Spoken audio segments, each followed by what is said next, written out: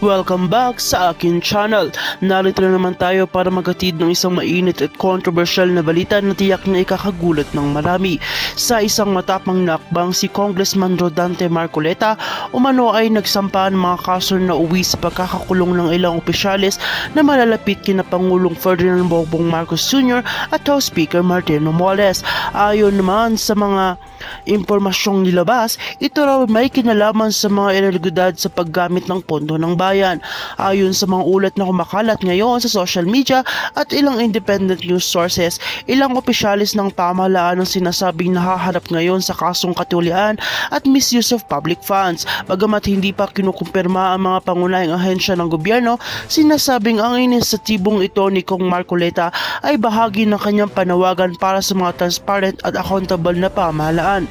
Isa ito sa mga pinakamalaking aksyon na sinasagawa ng isang kongregista laban sa mga miyembro ng kanilang administrasyon. Sa isang privileged speech, kamakailan lamang mariing ibinatikos si Marcoleta ang umunoy malawakang korupsyon sa ilang sangay ng gobyerno at hinihiling ang mabilisang investigasyon. Sinabi rin niya na hindi siya mangingimi na pangalanan at panagutan kahit sino pa man, maging ito man ay kaalyado ng Pangulo o miyembro ng matataas na pamuluan sa Kongreso.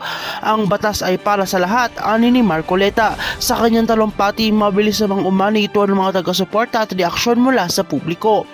Samantala, wala pa ring opisyalis na pahayag mula kay Pangulong Marcos at Speaker Martin Romualdez ukol sa issue na ito. Patuloy naman ang investigasyon ng mga kaukulang ahensya tulad ng Ombudsman of the DOJ, bagamat may mga masasabing bahagi lamang ito ng politika laban-laban sa mga sektor din na humihiling na mas malalim na pagsusuri sa mga aligasyon, lalo na't kung may katotohanan ng mga ito.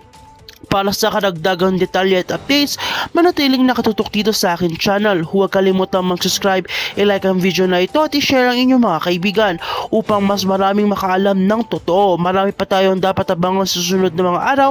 Ito po ang inyong likod ng babalita at makakatotohanan at walang kinikilingan.